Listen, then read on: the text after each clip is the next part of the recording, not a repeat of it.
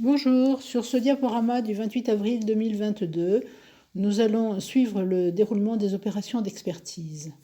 Le dossier devenant de plus en plus complexe au fil du temps, les experts se sont en effet relayés et m'ont permis de découvrir un microcosme habitué à travailler ensemble. Alors, attention, un expert peut en cacher un autre.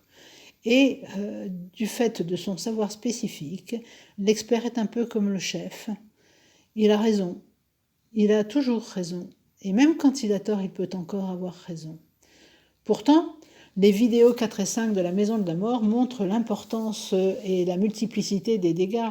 Déchaussement partiel de la demi-ferme au-dessus d'un linteau de fenêtre, son spectre de désinsertion traduisant une poussée du mur de façade vers la rue, corrélée avec les fissures du mur est, et donc une instabilité structurelle du bâtiment, et surtout cette poutre intermédiaire en état préfracturaire et presque totalement évidée en son milieu sous une cheminée fuyarde, et du côté est, totalement détruite et désinsérée, ne tenant plus que par un moisage de fortune sous une autre cheminée fuyarde.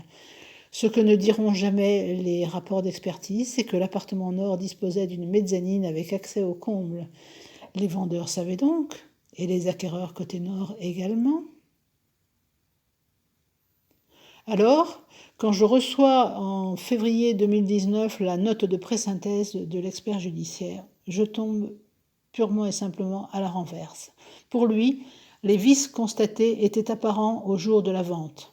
Je me demande bien comment on peut voir les dégâts de charpente depuis la rue. Mais ces dégâts, ces vices constatés ne sont pas repérables par quelqu'un qui n'est pas un homme de l'art. Et pour lui, les vices constatés ne rendent pas la chose vendue impropre à sa destination. Pour moi qui ai échappé à la mort parce que si la poutre avait rompu, je n'étais plus de ce monde, je trouve cette constatation assez violente à mon encontre. Et la note de présynthèse se poursuit de la même eau. C'est sur les photos de l'agence immobilière que l'expert s'appuie pour dire que le logement tel qu'il apparaît est parfaitement habitable. Je l'inviterai à venir voir la situation actuelle. Et donc, de ces constatations, il considère que les désordres constatés ne causent pas de moins-value à l'immeuble et qu'il n'y a pas de préjudice subi par les parties. Et c'est juste à ce moment-là que Maître 1, ma première avocate, me lâche à 10 jours du dépôt du dossier en pleine vacances scolaires. Avait-elle estimé que le dossier était plié, qu'il n'y avait plus lieu de me défendre ? L'affaire était entendue, j'étais condamnée malgré la gravité des dégâts. Je ne comprends plus rien, que se passe-t-il ? Alors, pourquoi cette dénégation des vices cachés ? Histoire de paille ou histoire de poutre ? Effectivement, si l'expert a décrété que les vis étaient visibles à l'extérieur, c'est qu'il y avait quelques fissures de façade. Bon, le reste passerait simplement en vétusté, les dégâts de charpente. Je vais donc faire venir un architecte du patrimoine qui va me dire « Mais madame, ces fissures, il y en a sur toute la façade. Elles sont totalement banales et ne doivent pas empêcher l'achat de cette maison. » D'autres professionnels, eux, voyant les dégâts internes, me diront « Mais madame, on se moque de vous. Vous ne voyez pas que cette maison va s'effondrer, elle s'ouvre par le haut. » Que se passe-t-il ? Pourquoi cette différence de hiérarchie entre l'intérieur et l'extérieur ? Quand on reprend sur la vidéo suivante, sur la cliché suivant, les dégâts internes, on se demande comment on peut mettre de tels dégâts sur une simple vétusté.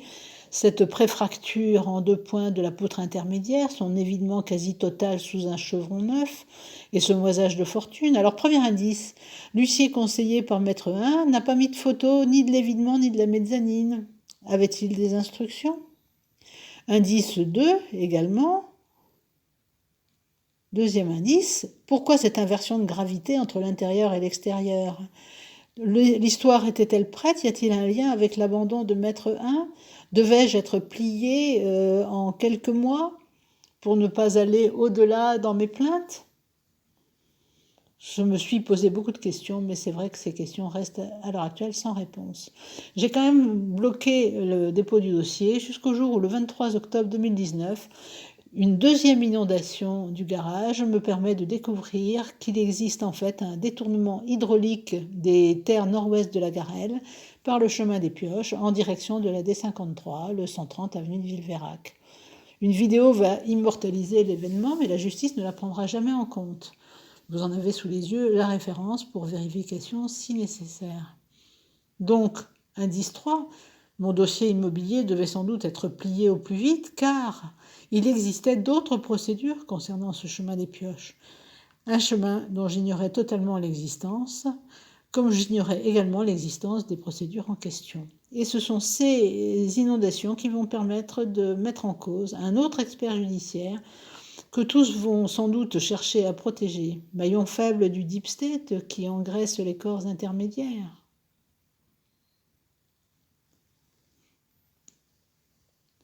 Je vais donc prendre un deuxième avocat, maître 2, qui me fait embaucher un technicien avec lequel il a l'habitude de travail et qui se surnomme lui-même MacGyver, roulant ses mécaniques sur son cheval de fer, c'est-à-dire sa moto. A posteriori, j'aurais pu choisir n'importe quel avocat, même recommandé, voire surtout recommandé par des amis, car rien ne devait transparaître. Mon avocat osera même me dire un jour « Madame, vous êtes dure à tuer ». Dans le référé construction en vice caché, je vais payer fort cher pour n'avoir qu'un simulacre de défense. Je serai interdite de parole en réunion d'expertise, notamment pour insister sur les dégâts de charpente, et j'assisterai impuissante à des pitreries cherchant à détourner mon attention de l'essentiel et surtout à ralentir la procédure. C'est grâce à un constat d'huissier que je fais réaliser en août 2020 que les carences de l'expertise seront mises en évidence, me permettant d'obtenir le 30 avril 2021 un rapport un peu moins invraisemblable. Alors la procédure au fond est en attente, mais je suis relogée depuis plus de 4 ans et demi maintenant.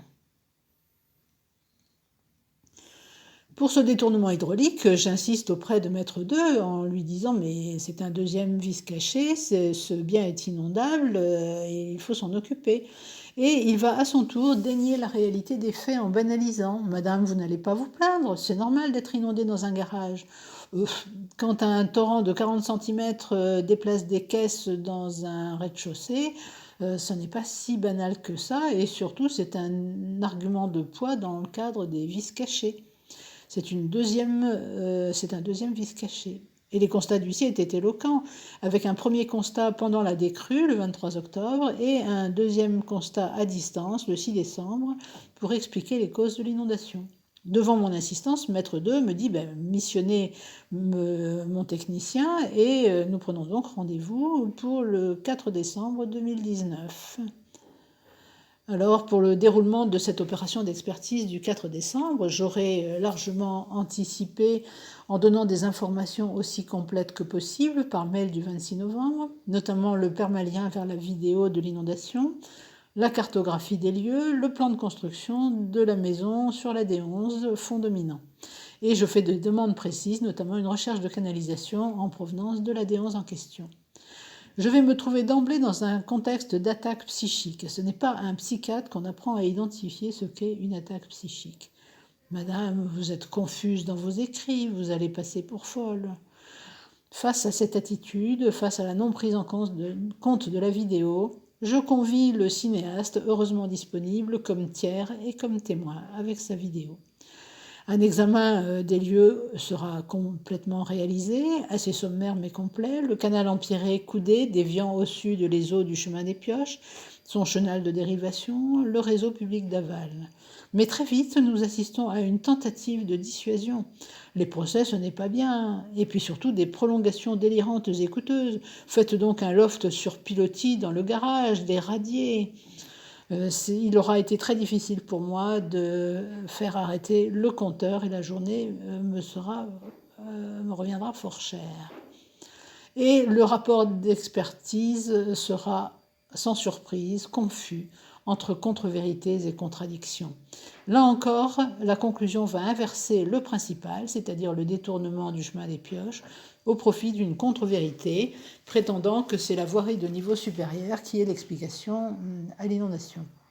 Effectivement, il est capable d'écrire cette phrase aussi contradictoire que possible, de retenir au principal le détournement du chemin pluvial des Pioches, mais de nulle influence sur l'inondation par le seuil du garage, lié à la voirie de niveau supérieur.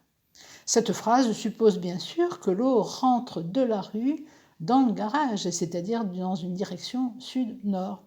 Or, elle est parfaitement démentie, à la fois par les constats de l'huissier qui dit que l'inondation se fait par l'entrée nord du garage, que les eaux boueuses stagnent derrière la porte sud, et puis la vidéo montre bien le jaillissement des eaux vers la rue. Alors c'est vrai que les extraits de cette vidéo sont pas faciles à lire. Cette copie d'écran montre quand même bien l'eau qui monte sur la chaussée, effectivement, avec toutes les flèches, et elle sort bien du garage vers la chaussée et non pas le contraire. Et quand on regarde mieux la vidéo elle-même, on constate qu'elle fait des geysers à chaque borne latérale. Alors comment oser affirmer que ce seuil étant en contrebas de la voirie est le premier élément d'inondation du garage? Il fallait prendre en fait le niveau du chemin des Pioches bien plus haut pour expliquer que l'inondation se fasse non pas du sud au nord, mais du nord au sud. Voici maintenant la photo reproduite dans le rapport d'expertise, une photo tirée du constat d'huissier du 23 octobre et qui montre effectivement l'accumulation des objets derrière la porte sud du garage. Ils ont bien été poussés du nord vers le sud. Et ce rapport comporte également de graves omissions. Notre MacGyver a parcouru avec nous le chenal de dérivation jusqu'au chemin des Pioches et son canal empierré. Et il a bien étudié également l'ensemble du réseau public d'aval avec sa dalle verticale obstructive qui envoie les eaux dans la buse qui traverse sous la chaussée jusqu'au grand fossé sud de l'avenue. Est-ce cela qu'il dénomme la voirie pour exonérer les services publics ? Dès lors, comment un expert en technique du bâtiment n'a-t-il vu ni l'erreur cadastrale manifeste d'un chenal de dérivation hors de l'enceinte murale de la D53, anciennement H868, ni et surtout les remaniements architecturaux opérés pour prolonger l'ancien passage piéton décaissé et créer ce chenal de dérivation des eaux du chemin des Pioches? C'était les vidéos 1 à 3 sur mon blog. Alors, va bal des vampires, les experts à Montbazin, un remake des experts à Manhattan, ou mieux de mentalistes? Certains experts semblent en effet passer maîtres dans l'art de la mise en scène, quitte à mettre en lumière des faits mineurs pour distraire l'attention et le regard des naïfs de l'essentiel, les plus gros dégâts. C'est cette technique dite de la muleta, ce petit chiffon rouge dont le mouvement tient en alerte le taureau, détournant son attention de l'épée ou du puntillo mortel. 30 ans de fréquentation du monde médical et juridique à Montpellier vous apprennent ce que signifie cuchonner, cet art de l'entre-soi discret. Mais les vantards aiment se vanter et l'oreille du psy est à l'écoute. Le dossier était effectivement poreux. MacGyver avait reconnu qu'il connaissait bien l'expert judiciaire du référé en vice caché. Tout le monde téléphonait à tout le monde, mais bien sûr, il avait surtout caché qu'il était le proche voisin de l'expert numéro 3. Alors la justice dans tout ça, malgré l'évidence des contre-vérités et les conséquences graves pour ma défense de ces omissions, il devenait évident que je n'étais accompagné qu'à ma propre perte. Je n'obtins bien sûr aucun rectificatif. J'avais laissé les factures en attente d'exécution du contrat. MacGyver m'assigna donc en justice. Et de nouveau, cette violence psychique de la partie adverse lors d'une conciliation. Madame, vous n'êtes rien. Je suis l'expert. La parole d'un médecin ne vaut pas.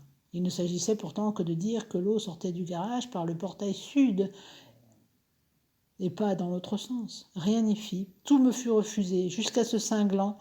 Dans toutes les pièces que vous apportez, madame, il n'y a aucune preuve.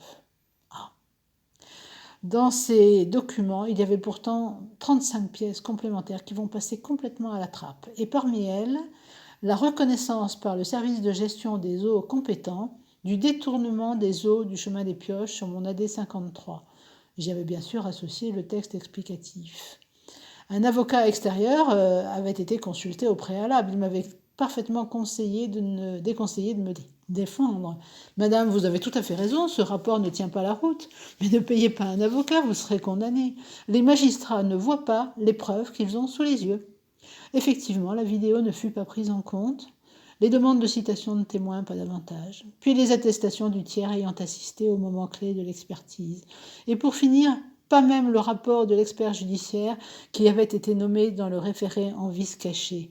Celui-ci disait en effet qu'il avait visité le fossé longeant le mur ouest de l'immeuble, destiné à collecter les eaux de ruissellement des terrains au nord-ouest et en amont.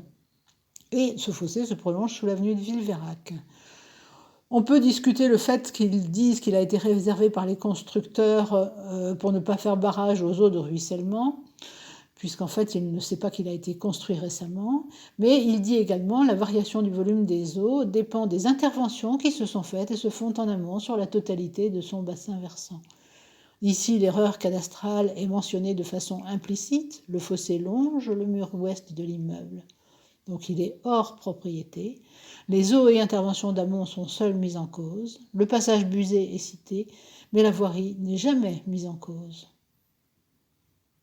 Et ce document ne sera pas davantage pris en compte dans l'affaire qui m'oppose à MacGyver. Je serai donc condamné alors même que la justice est au courant du détournement. C'est quand même un peu sidérant. Alors, procédure Bayon. J'avais quand même passé beaucoup de temps sur ce dossier, mais je voulais savoir jusqu'où les blocages de mon dossier pouvaient aller, et là j'ai été servi. Peut-on balayer 35 pièces, et surtout la révélation d'un détournement hydraulique illégal, une dérive scientiste qui se fait complice d'une escroquerie en bande organisée, comme le dossier va le montrer sans équivoque. Scientisme, ça veut dire refuser toutes les preuves sans prendre en compte une seule d'entre elles. Donc c'est une science à l'envers. C'est une affirmation sans le moindre doute. Et la condamnation était sans appel car la récente réforme de la justice interdit un appel. Comment ne pas penser que n'étant pas morte, il fallait donc m'achever judiciairement et financièrement, régler mon compte avant de régler celui des autres victimes du chemin des pioches. Dès lors, quelles hypothèses formuler? Qui a donné les instructions d'un tel simulacre de justice? Le grand manipulateur, ses commanditaires? Il avait été remarquable que, comme syndic bénévole de la copropriété du 130, j'avais dû m'en remettre à un administrateur judiciaire provisoire. Mais sa nomination était bizarre. Pourquoi venait-il d'Aix-en-Provence? Et son comportement également était devenu étrange, imposant là aussi des dépenses inadéquates d'une verrière qui ne fuyait pas et des travaux sans autorisation et non conformes des ingris. Face à une tentative de harcèlement, il exigeait de maintenir fermés fenêtres et volets. Je lui avais posé la question de l'action par délégation. De qui était-il le bras armé? Pour qui travaillait-il? En anglais, cela s'appelle le flying monkey. Il a aussitôt disparu de la circulation. Curieux, non? Indépendance ou impunité? Le manque de moyens de la justice explique-t-il tout cela? Et surtout, l'autorise-t-il? Pour quelle éthique ou quelle idéologie? Les états généraux de la justice donneront-ils la parole aux justiciables? Il faut l'espérer en tout cas. Je vous remercie.